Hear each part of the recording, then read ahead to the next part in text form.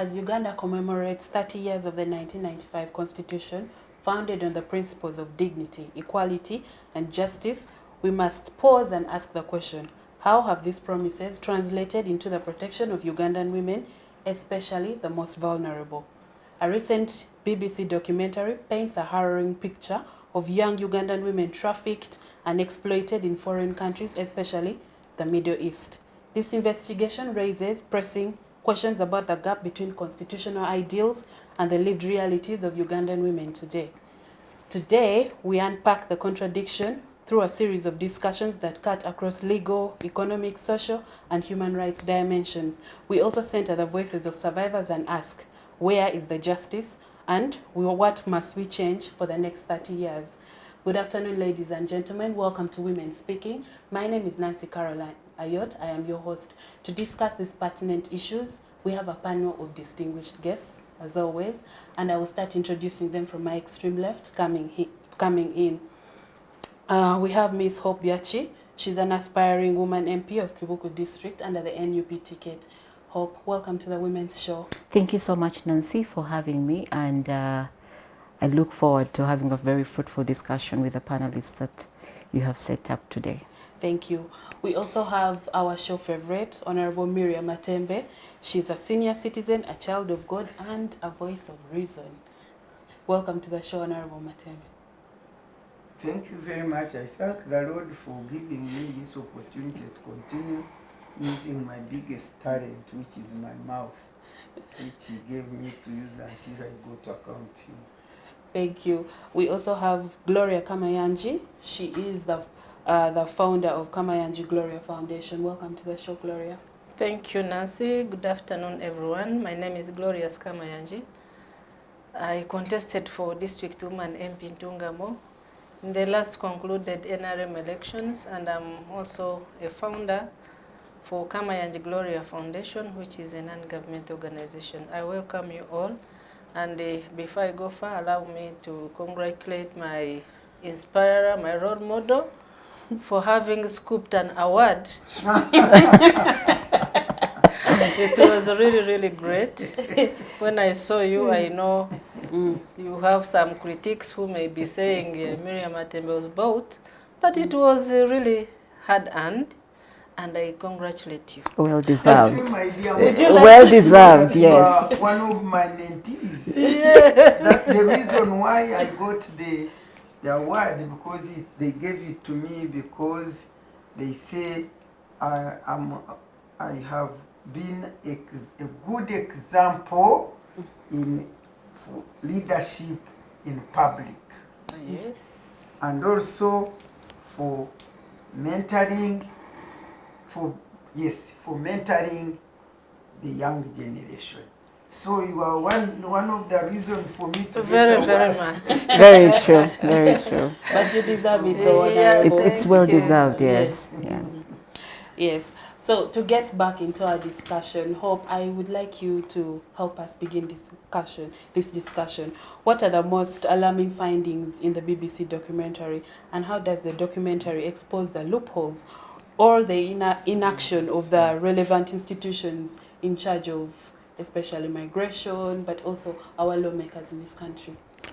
Well, thank you so much, Nancy. It comes to a point where, as a country, a number of times we have always been publicized for the wrong ideas, even when certain times things like sports will kind of like paint a very positive picture for Uganda. However, coming back to the recently publicized documentary on sex slavery by one of our own, one gentleman called Charles Mwesigwa, but having an alias name that he goes by the name of Abby. Yes. As an individual, I really find this very boring. It disgusts me to the core, because a number of times when you get to hear these stories, which actually is not the very first time we are getting to see a documentary of this nature being publicized, it paints a picture of dehumanizing of the girls that are really being taken out to the Gulf states in particular.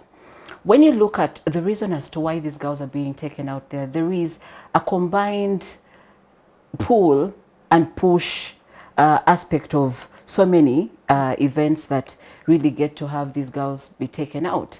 So we are having girls in the Gulf states, yes.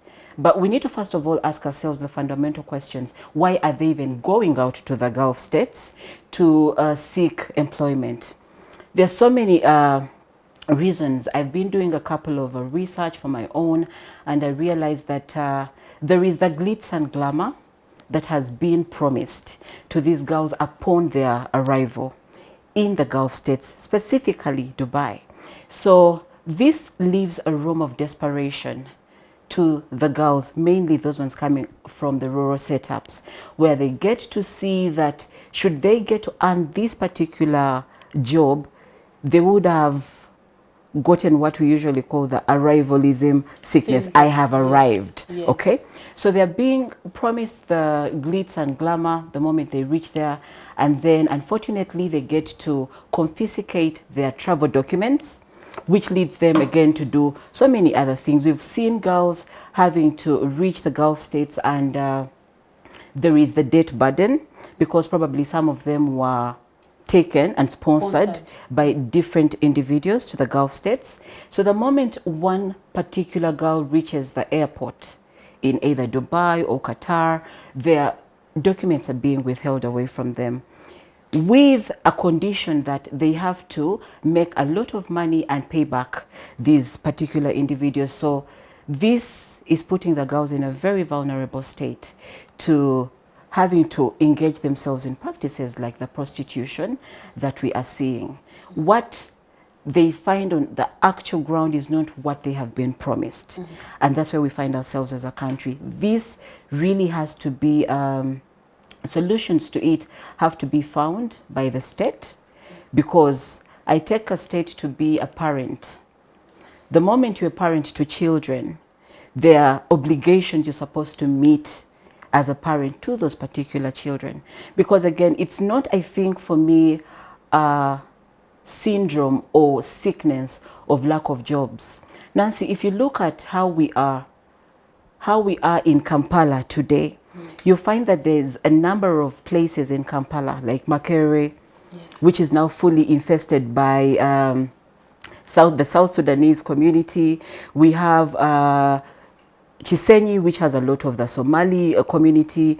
We have Gaba Road, which has largely been infested by Eritrean and Ethiopian community. So then we need to ask ourselves a question. Why is it that our country is seeming to be a little fertile in terms of the economic endowment and empowerment to these other nationalities and not to our local Ugandans? Yes. Thank you so much. Did the documentary indicate complicity or negligence by government or any private sectors, for example? Yes, the documentary has showed a lot of gaps in how our state gets to do things, because first and foremost, we are looking at a business that is largely a brokerage. These girls are being ferried from Uganda through a particular person here on ground, and then later on, the moment they reach wherever their final destination is, there is another organization or recruitment agency that has been attached to where these girls purportedly are supposed to be working from. So what are some of those challenges that are posed by the state? The fact that they are not adequately providing the jobs that we need for these girls and the boys. I would also like us to go back to the statistics of the Ministry of Gender, Social and Labor Development. It gives us a statistic of about over 150,000 Ugandans, and a biggest percentage of that being the girls within the Gulf states, not just the entire diaspora, but just within the Gulf state. So we are also looking at failed infrastructure.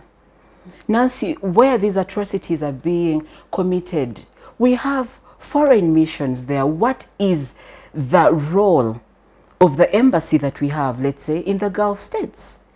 these girls and boys are not having a safe haven where they literally can run to ensure that whatever problems it is that they're having at a time are actually being solved. Okay. Yes. And then when we also get to look at again another state-sponsored problem is the lack of labor attaches, because sometimes we might have to talk about the foreign missions, but probably even the foreign missions that we're talking about are not adequately facilitated. It could be by either the human resources that we have in these particular places, or even that the human resources are actually there, but they have not yet been adequately trained to know how to handle whatever it is that they're supposed to be handling. So the state really has a lot to do, because at the end of it all, and you will allow me stop with this, we also get to ask ourselves a question: do we have bilateral agreements between ourselves and some of these states where these young girls are going? And if we really have those bilateral agreements, as it would be, what mechanism has the government put to ensure that there is some sort of accountability? Because, like it or not, we are looking at these girls and, again, the atrocities that are befalling them. But behind this story is a vast majority of unsung villains that we are not literally even talking about. I had a chance to look at the Mwesiga story on BBC, and they keep on referring to him as a person who is vastly networked, and he has networks with the higher ups. I'm wondering who the higher ups are. I'm looking at the BBC documentary also saying that that he has eyes all over Dubai, you know, and that at a particular stage they get to ask him, I think that was one of the relatives of these girls that died, and then without any bit of remorse, he says she's not the first girl to die, and there's going to be many other girls to die. So where does that leave us as a country? Where does that leave us as a country? No one knows. As far as I know, he was arrested and released. He was released immediately, yes. He was released. So I will, you know, Honorable, I'll come to you. Allow me to skip you and talk to Gloria. Gloria, so one of the most concerning things for me from the documentary was the fact that this man, Abe, could verify your identity from the NIRA database. He also had passports that he was making for people. He could make you a passport to actually go wherever you are. Yes. So in the documentary in itself, he when the journalist, the investigative journalist, was trying to fool him through an alias, the guy said, I looked up that name in the NIRA database. It brought out these names of people. There are 2 of them, and your picture does not feature. I know everything in and out of this country. So, where I want to ask about, you know, the accountability and how Ugandan women can seek justice under these circumstances. Because another thing that I saw widely was how the Ugandan women who were connecting with the journalist kept telling her, be careful, you will die. Be careful, be careful. How come with even all the laws protecting women in this country, the freedom, the protection from inhuman treatment, why is it not manifesting? And even the rights of women enshrined in Chapter 4 of the Constitution. What are your thoughts on that? Okay, thank you so much, viewers. The story of Abi and the trafficking in persons was quite horrific, and it made me cry, and I had to listen to it. I watched it from the beginning up the end. I almost shed a tear. But what I'm realizing is that, first of all, let me start with NIRA. There is a lacuna either in the law or there is a problem within NIRA itself, because there is nothing like data protection. Our data is not protected at all. If someone from Dubai can actually access this data, it means mine, yours, hers, they are all not protected.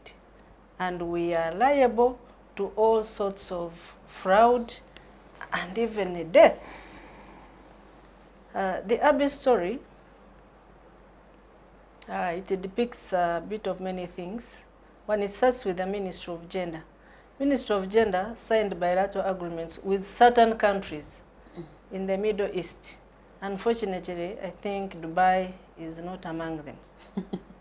That's what I heard from the minister or someone who was speaking for this government. There are other areas like Jordan where they have a bilateral agreement, and accordingly we have not had any challenge with such countries. Government of Uganda entered into agreements with many countries, and the government of Uganda also enacted or passed laws and other regulations to have labor recruitment companies in place. Right now, there are several of them, over 100 of them, registered companies that do labor recruitment abroad. And these companies, they pay a lot of money. I'm told if you are to register your company, you have to be having more than 50 million for you to get a license. And that is an income that enters the country. And you have seen, or you've heard, that these companies, or the recruitment abroad, it also brings in money to the economy. I think part of that money that comes into the economy is this license fee that is paid to get a license for you to operate a labor recruitment company. Much as people have benefited from it, there are those ones who have gone abroad and they have made a fortune. There are those ones who have gone and they are unlucky. They either die normally through a natural death. There are those who are tortured. Because we've seen many of them, they get tortured, finally they die. And these who die through these dubious means, I don't know whether they have justice or not. Like my friend has alluded to, this man, Abe, was just bragging. Me, I know Dubai is mine. No one can touch me. I have someone who's protecting me. Me, I speak to someone who is far above you. What do you want? It means our girls are not safe. By the way, even our boys, although the boys may not be speaking, but I probably think that these people are not safe. What I want to see is I want to see justice. I want to see this man getting arrested. I want to see him being taken to court, either charged or acquitted. Now, you see in Uganda where they say, this one has come, everyone was saying, Abe, human trafficking, what. Now we have entered into the nomination.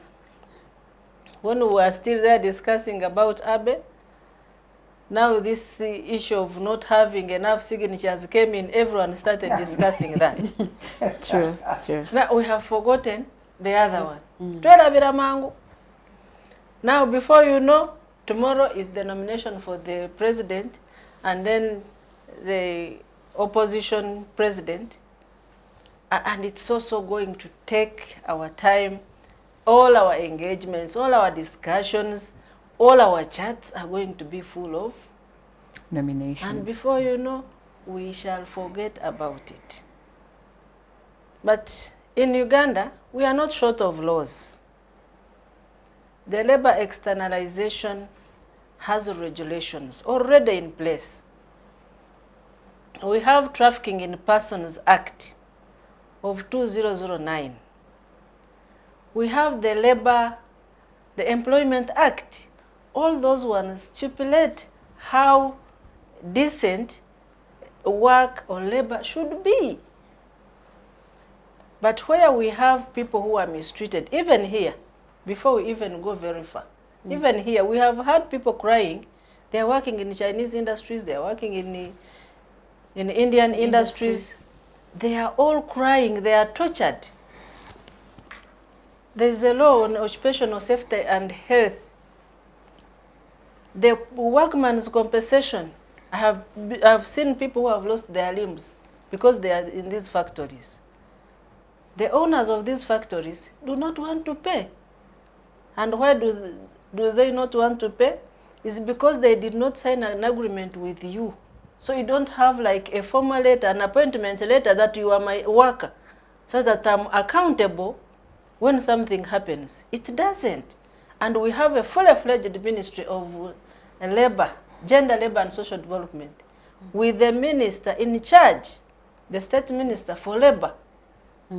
I don't know how many times this department, this ministry, the minister and the commissioners report about this.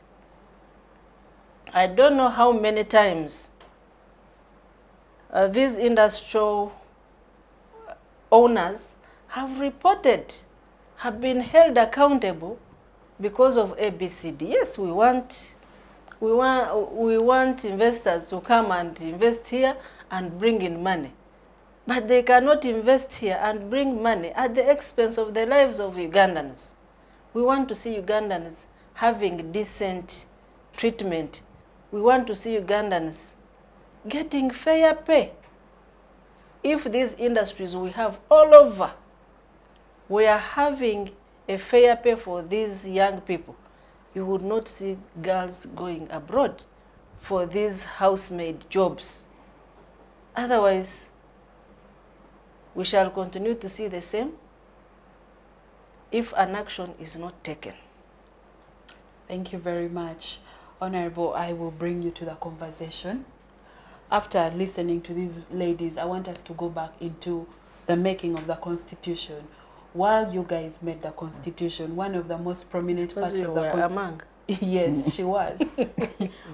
One of the articles, 33, equality of women with men, equal treatment under the law, the right to protection, to equal treatment in politics, in economics and social spheres, but also special protection during maternity, affirmative action, protection from harmful customs, but also that the government will do whatever it takes to protect women.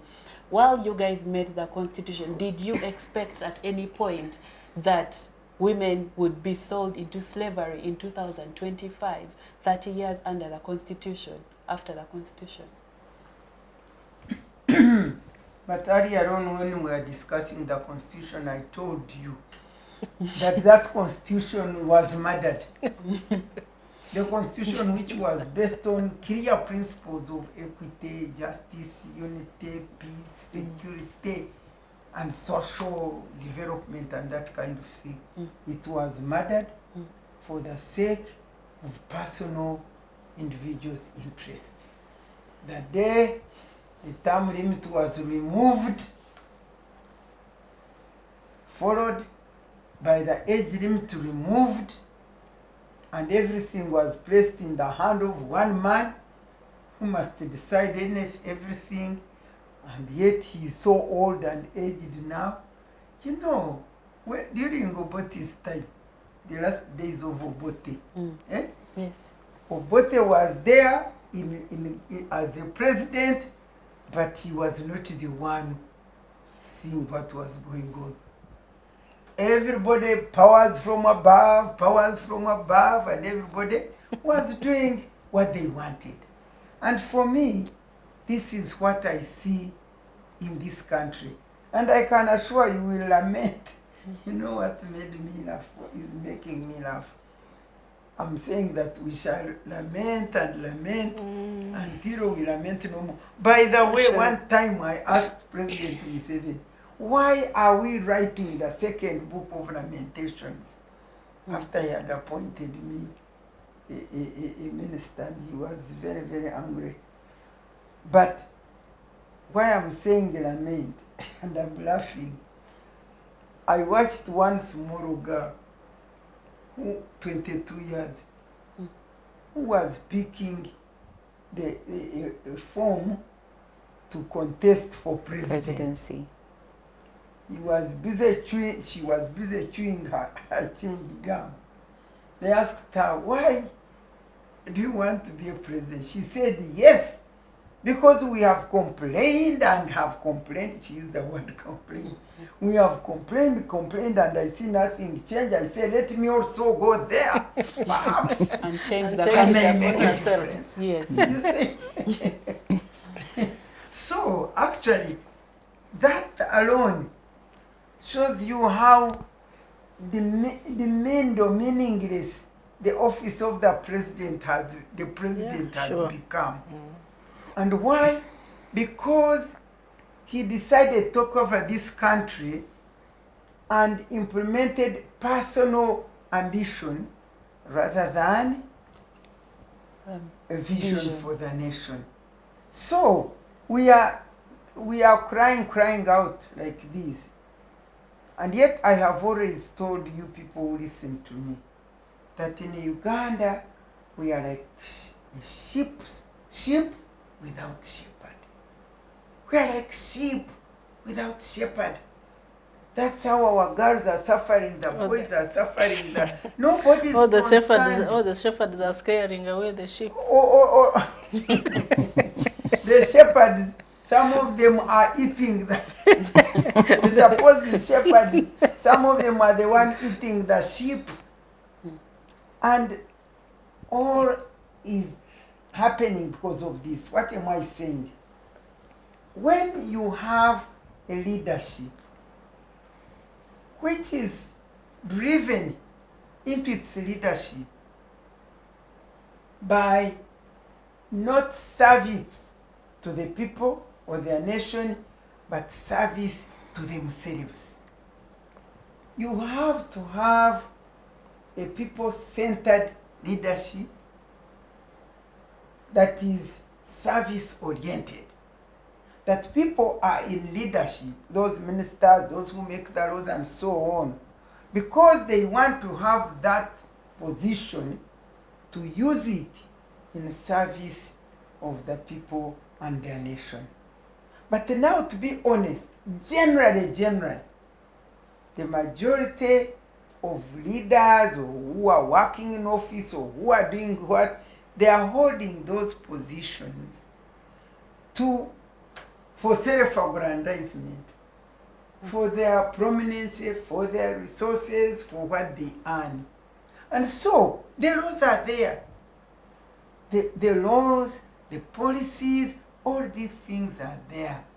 But because of self-centeredness, which has been caused by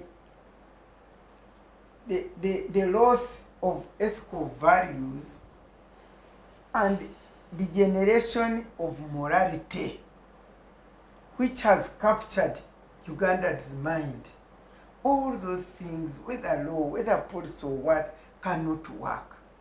They can't work.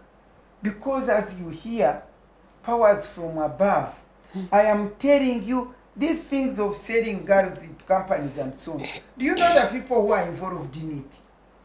Including even those people they call first family. Yeah. You'll find they're involved. And me, one thing I have found, and I want to challenge Ugandans, just stop fear. I don't know why people fear like this. Because me, I want to tell you, I have been involved in an issue of land grabbing. Fear for their lives. By terrible sharks. And they were almost taking over the land of this elderly woman. But I entered on behalf of the women's movement, because she's one of our founder members of our movement. Maxine Ankura. That land, because their husband died, the woman got a stroke, and they rose up, and they were almost taking the land.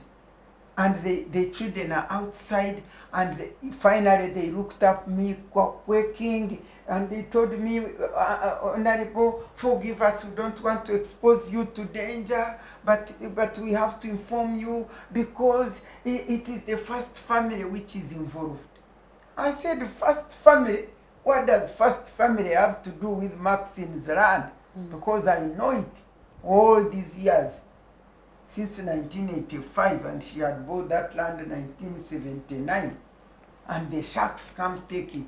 I said, what do the first family have to do with this? And I delved into the matter. As I talk now, at least, the first case we won. And they ordered the Commissioner of Lands to reinstate the name of that woman onto that land. But then they are going again to sue somewhere again, and it's a long story. But what am I saying? Ugandans, stop using first family, first one. Why are they fearing? Why are they fearing? So, everybody is feared. They are captured. They are imprisoned. So Ugandans have got to take care of themselves. And me, I tell them, the more you fear, you know, they fear for their lives. Nobody has a control over her life. Ugandans need to know that none of them has a control of their lives. Not even those people whom they fear, they can't control their lives. When I'm to die, I'm telling you.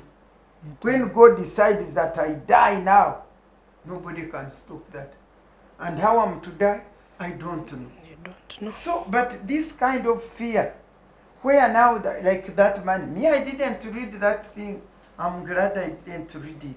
You need to watch You a didn't watch the I documentary? didn't watch that thing. I don't know even who it was. I was busy I'm mentoring. going to give it to you. I was busy mentoring my young people, preaching the gospel. Some of these things I don't see. But we have shouted and shouted about these girls being sent into slavery. And yet, the government of Uganda praises itself that we are now exporting laborers. But me, what I know, the government of Uganda does not have policy. They don't seem to have policies or programs to protect Ugandans in the foreign land. They don't, like other countries. Because one time I went to South Sudan. When they had chucked me off, I was working in South Sudan. And I found some women, Ugandan girls and women in prison, because I went to visit the prisons. And I found them there. And I said, why are you here? And they told me that just competition, because they were selling better and more than these Sudanese. The Sudanese tell lies about them and they put them in prison. And I said, this can't happen. Terrible. And I went to the embassy. Remember, I was no longer supporting movement. But for me, central to my life is Uganda, not movement. No party is, I'm not concerned about any party. I'm concerned about Uganda and Ugandans. So I went to the embassy. I said, I listed these women. I said, please, you've got to go and secure these women out of prison. You can't sit here and the children, and he was saying, I can't remember what he told me. I said, what are you doing here as an ambassador? You are here to protect the lives of Ugandans. But they don't seem to, they don't care. I don't know whether they don't know, but anyway, I want to ask. The ambassadors whom they sent there could also it could be like the fishermen whom they appoint in cabinet and whatever positions. Because to be an ambassador, those days, it is a career. It is a career, they nurture you, you know what to do. But now, ambassadors, high commissioner, they are just politicians who have failed elections. You find they are the ones who do this. Yes. I'm telling That's you, it. to reward them, and they send them there.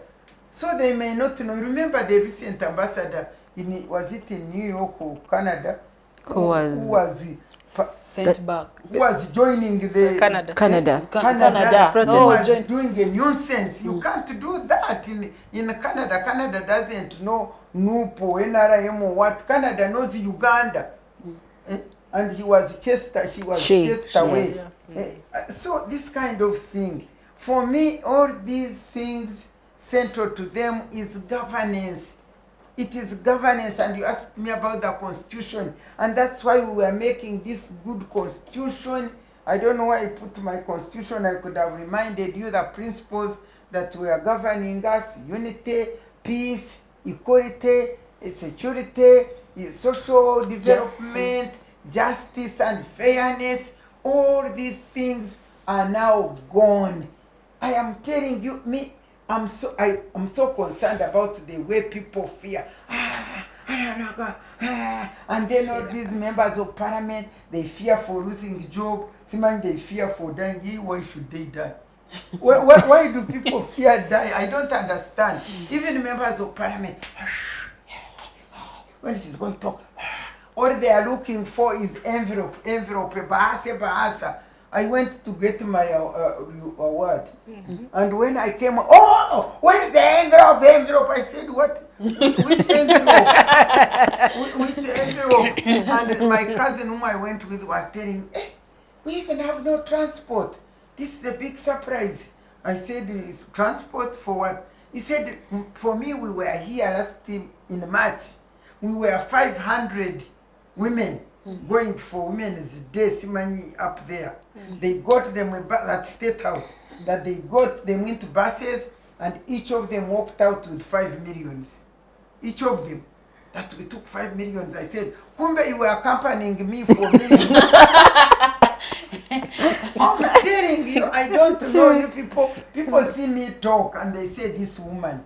But for sure, we must come out and condemn. Now you are telling me the man is there, is not arrested, and so on and so forth, because he has a protector in the rooms. Very soon we should talk about this. There are certain rooms where things happen. There are certain rooms where what I was things going which to matter ask happen, you. and not what we say on this TV. Exactly. That is what I was going to ask you.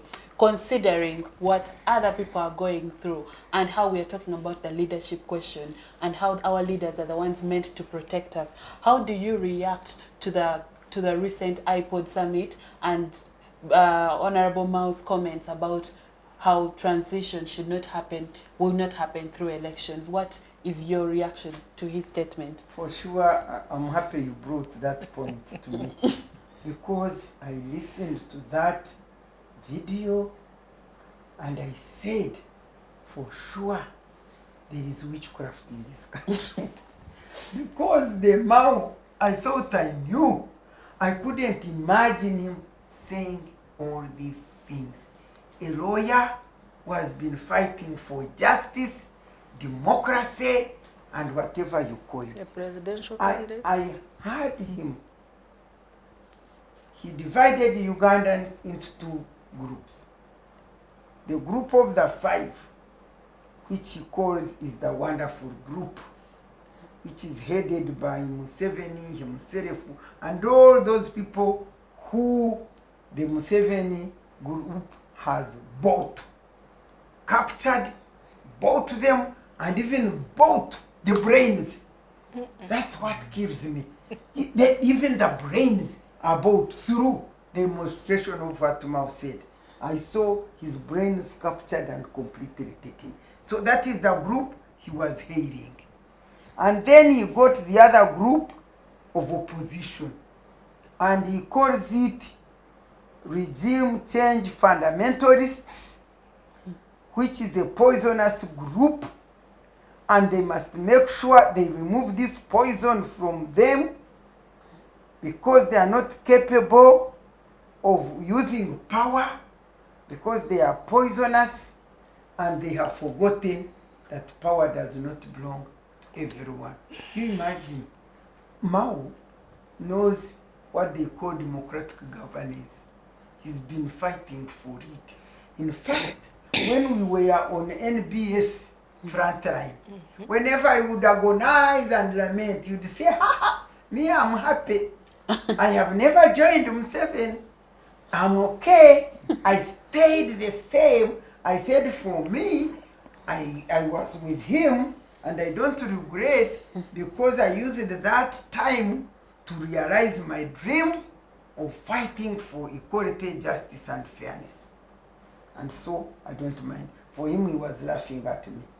Now he has gone there, and he's saying, the person who knows what democracy means, liberal democracy, that there is always a government and opposition. Now he's part of 5. They want the government. So if they're in governance, He will be nowhere. why should you now choose the opposition, which according to our constitution is legally instituted?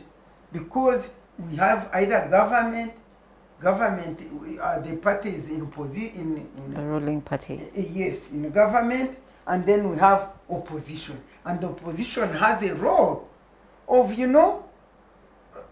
criticizing and overseeing government. That's what liberal democracy means, that we have different views and perspective, and we have different visions for our nations, and we go for elections, and they give us, the people vote us, we are in government. We who have lost, we are in opposition. But we continue working together. That's why you have the leader of opposition and the speaker in parliament, and that's how democracy works. Now, this man who has been, he calls these people poison, that they are poison, and I was asking, who is more poisonous? Is it the opposition, or the group which has captured him and poisoned and which crafted him and he has lost his brain? Which is more poisonous?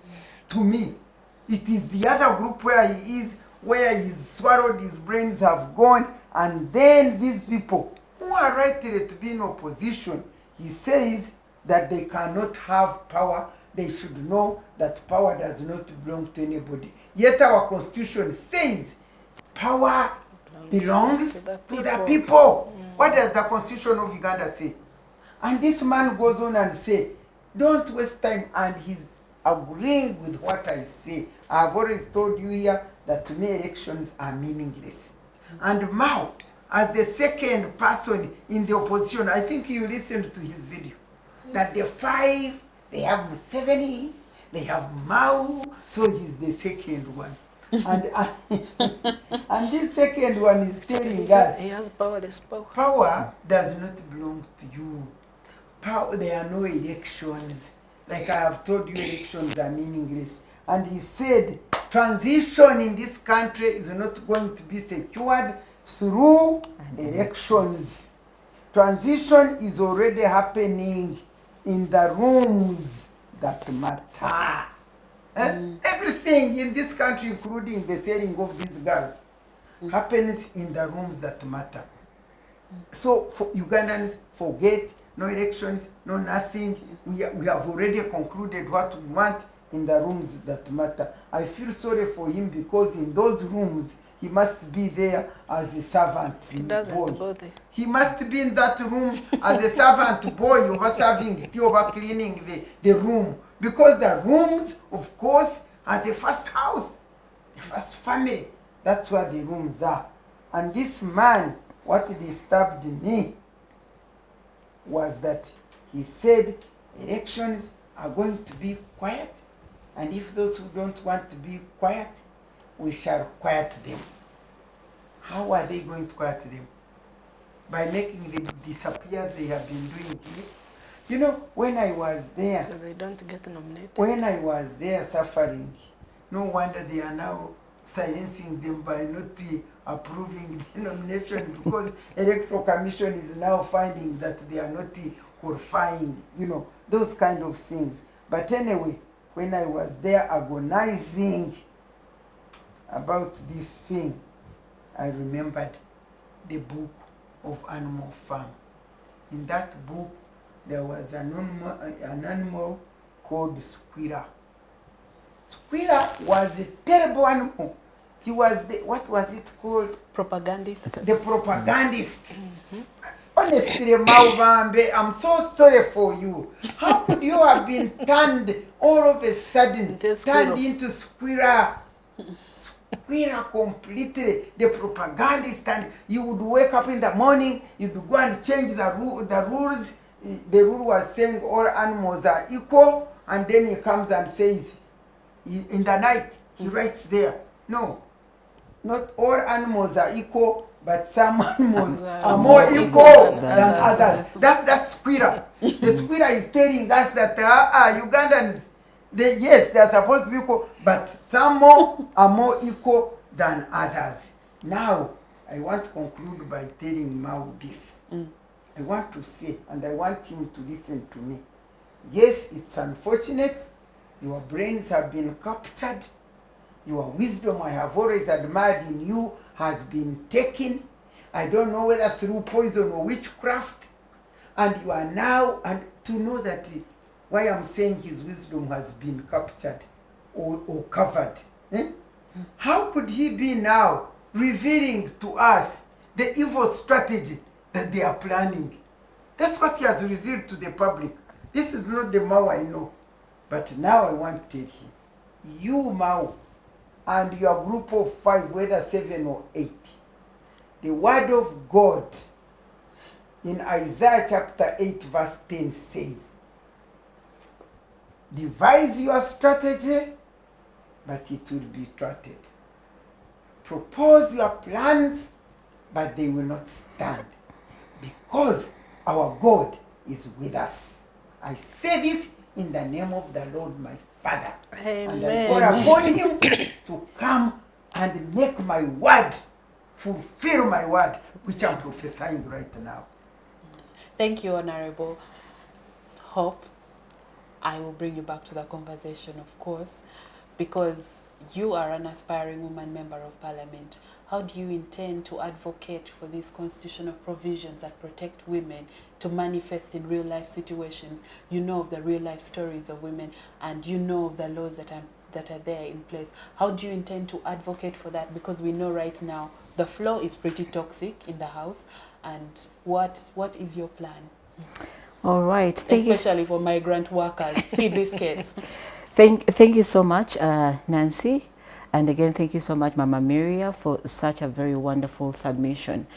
I will also, first of all, like to, in context, not out of context, Yes, to add something that she has talked about as she was referring to Squila, when he talked about the animals not all being equal. There is something I've always talked in the spaces that I have been part of, where it is that no Ugandan is more Ugandan than any Ugandan. So until such a time when we get to realize that and remove the whole narrative of, oh, so and so is first family, I do not know. I think by definition, if we have a first family, we definitely must be having a last family somewhere. Okay? But then this does not make the first family or the powers that be any more Ugandan than the ladies on this platform or the Ugandans that are actually going to be watching us, okay, on this particular show. Then too, you have asked me what would I have to do. I'm first of all going to talk about the systemic blind spots that we are currently faced with. Our state is more focused on the flow of workers and the revenue it is actually getting from these migrant workers that we're exporting all over the globe. Actually, when you look at the report that was publicized as far as the last financial year, we had a revenue of about 1.2 billion shillings coming from migrant workers alone. That does not negate the fact that we also have monies that are being taken off these girls upon successful admission into a particular job. They, I think, charging about $30 per every successful admission into a particular job that you have been employed to. That also not leaving out the monies that are being asked from these different stakeholders in terms of the recruitment agencies, the 50 million shillings buffer that my friend from Ntungamo talked about. So the systemic blind spots that I've been talking about in terms of the flow and the revenue, our government is so hell-bent at looking at that and not the welfare and the safety of these migrant workers, be it the girls, be it the boys. We're looking at them at the same time. However, what would I have to do? There is a growing sickness within ourselves, and this, again, I'm also in the female spaces where we are looking at the highly patriarchal nature in which we find ourselves as a country, okay? So we find that men oftentimes have been exonerated and elated to be doing certain other things way better than the women can. So I believe that as women, we need to start speaking up. We need to advocate for the women and for the rights that we so seem to have in the Constitution, but are actually not being realized. Okay, we need to have an advocacy of some sort to ensure that yes, our voices are being heard, the capabilities that we possess as women are being showcased out there without necessarily having to attach sexism onto what we have to offer as women. Yes, I know we've all seen that. It's either we are working similar hours but we're getting lesser pay than the men. It's either they are going to front certain things like, oh, as a woman you must be going for maternity leave, probably because of cramps. There are certain days you may not come because of your menstruation periods. But again, there are certain things by nature that cannot be outsourced from the women to the men. A man can never get to know how to walk in the actual shoes of a woman. So some of these things are exclusive to us. And as women coming up to say, if we got a chance to enter into parliament and legislate like the Constitution rightfully says we're supposed to be doing, that these are some of the things that we need to be putting up across, so that then the woman deep down in my village in Kadama gets to know that yes, finally we have a voice. Nancy, the women are not just looking for someone who is going to represent them, but rather voices that are going to fight for the right cause and ensure that what is rightfully supposed to be given to these people at the lowest ranks possible gets to be done as it's supposed to be done. But if I may come in after this young lady has talked, I want to say that whatever she's saying, when we went onto the public platform, there was no talking about women, no talking for women, no women anything. But within like the first NRM government, 10 years, that one, when we went onto the public platform, vibrant and knowing what we wanted, and then we ended up into that constitution which put everything to sort out the issue of women. The reason why women now continue to come up and secure everything, affirmative action 1.5, right now as we talk, there is no course a girl cannot study. There is no occupation or job she cannot do. You see them flying planes, we see them driving trucks, we see them. Therefore, I want to say, for us, because of that conducive political environment where leadership was driven by service to the people, we were able to secure all those things where we have reached. But the problem came when the political environment changed. It became corrupt, it became violent, it became self-centered, and to that extent, the journey we are running with empowering and equipping women and making them be what they should be had a halt, stop.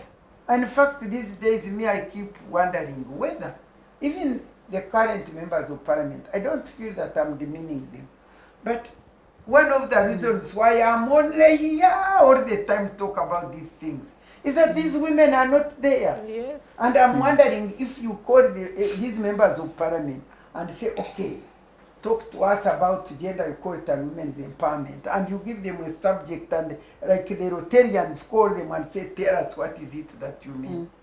I wonder how many of them can tell you what we went to fight for. Because even I see them saying, the constituency is very big, it should be, why don't we get the constituency like the men? Forgetting that there was affirmative action, and the reason why it came is that they were supposed to focus at the whole issue of empowering women and equipping them to be as equal human beings as we are men. Therefore, that's why I keep saying, until we change again Because me, one thing I have realized through my experience is that the extent to which the struggle for gender equality and women's empowerment will move depends on the prevailing political environment in the country and the political will on the part of the government. Because we had seen prior, the Rhoda Mpanga, the Rhoda Karima, the Joyce Mpanga, the whatever, those are mothers of our movement. They couldn't move until they were struggling, until an environment changed when Museveni came in here, and then we got this environment, and we people who were dying with these dreams, we ran with them. Therefore, there is need. I saw this mouse saying, these other people, the group of Nupu, are just fundamentalists. They are people who want a fundamental change.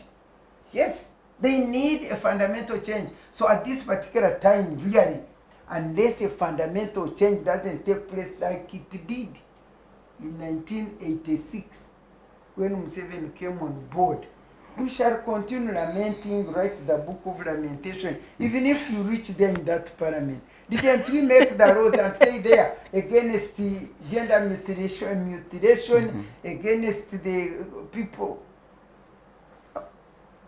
What is this trafficking in persons? In persons, against the on women getting property, all these things, against gender-based violence, and the laws there. Do you think if the type of government that was where we were was existing now, you think those laws would not be implemented or enforced? They would. There is a need for total change and beginning afresh. Thank you, Honorable. So, Gloria, I want you to moving away from policy, debate, lawmaking, government, embassies, and international relations. Let's speak to the young girl out there. Because many of our young people are neither in an institution or learning a skill or even employed. They're out there, they're looking for opportunities. And so what word of caution, having seen this documentary, what word of caution and what types of things should they be aware of while seeking for opportunities out there, especially with the predatory nature of today's working economy? Thank you so much. First of all, we should look at the demographics that we have in this country, where they put more than 60% of the young people who are not in employment, and at the same time they are not in school. This young population, it poses a danger to this country. This is a hopeless population. It's an idle population. It's hungry, and it is also angry. So it is very dangerous for this country, especially the government. Once these people upraise, they will create havoc in this country. But to the young people outside there, whether you are in school or you are not in school, it's time to reflect upon yourself. It's time to look at Uganda as a beautiful country. Uganda is a part of Africa. Everyone is running to come to Uganda. Why should we run outside the country to seek for fortune? Yes, outside the country, there are very many people who have gone there. You can go for greener pastures. But the attitude that you have towards work should immediately change. That's why majority of them go and after starting to work, they suffer because they want to take their laziness, and you are given a floor, a whole building of 10 floors, and you have to clean it every day. For you have been sleeping outside. You don't think when you go there you will change. It starts with you. Even us here back in the country, the people we get in our homes as housemaids, as shamba boys, who do not want to work. They can't work. You go to, for us, we go somewhere in the villages. You look for people to come and work in either your plantations or in the farms. They look at you, come and vaccinate my cows. Gloria, you say you are going to give me 100,000, yet actually I'm supposed to give 20,000 or 30,000. Why am I giving you this much? It's because you are honorable now, but being a honorable doesn't mean that I pay more than what I should not have paid. I want you to change your attitude, whether you are in school or you are not in school. You are going to work, even in offices. We have seen sons and daughters of the rich people, they get to work, they reach there, they be on their phones and they are chased. So it's upon you, it's upon the country. We are not short of laws. We have plenty of laws, but how are we using these laws? We need someone also to speak for us. The women MPs that we have should actually be speaking. Invite them. They should be speaking. Me, I was challenging the person I was contesting with. She had never invited a group of women to address them on some issues. Really? Same as others. If you are voted in that capacity, on affirmative action, sit. What are you going to do? What have you done to change the lives of the Ugandans that you are representing? I will always challenge you. I'm a person who speaks my mind, my independent mind. You saw me in yellow. Yes, I'm in yellow. Because you are my mentee. Yes, you are my role model. I stood on NRM ticket, and I'm an NRM. But it doesn't mean that when I'm an NRM, I stop speaking. When I stop speaking, it means what we are looking for, we shall not get it. Whether you are in opposition or you are in a ruling government, the issues that affect us affect all of us. So, to the government, look up to these young people. Government has created the industrial hubs. Go and have these skills. Keep them and use them to achieve what you want in your lives. There are very, very many opportunities out there which we can explore and make ourselves and our country better than what we are living in now. Thank you very much. Ladies, unfortunately, we have come to the close of this conversation. Thank you so much for coming to have this conversation with us. And I would also like to give a big shout out to the BBC for releasing that documentary, because it's continuing to create awareness of the situation and the real stories of women out there, especially Ugandan women. As we reflect on the 30 years of the Ugandan Constitution, it is clear that words on paper are not enough. The stories of trafficked women are a painful reminder that justice delayed is justice denied. The Constitution promised protection. Maybe this, the people, especially the women, then they deserve this action. Tomorrow is our day. Yes, I hope that tomorrow we are escorting our president to go for nominations. Oh, I hope that during this political season we can. Exactly. Have you forgotten? After which we shall have a rally. We shall have a rally at Kololo Airstrip. Allow us to close. Yes. Ladies, allow We'll us to also be close. escorting ours, and we'll have a rally at... For your playgrounds, they will have PE from morning to evening. So you we will be escorting His Excellency Robert Kyagulanyi Ssentamu to pick up his nomination forms and everything. Today? And after there rally in Katwe. Katwe, the playground is... There's a playground at Katwe. Okay, yes. ladies. Is that allowed? We wrote formally to My police. heart of silence. Be careful so that you are not quietened. We wrote formally to the Okay, police. thank you so much. Thank you so much, ladies. We have come to the end of this conversation, and I hope we can take the conversation outside and engage more on the current political climate and the discussions around it. My name is Nancy Caroline Ayot. Thank you for keeping it Women Speaking, and I hope to see you next week. Bye.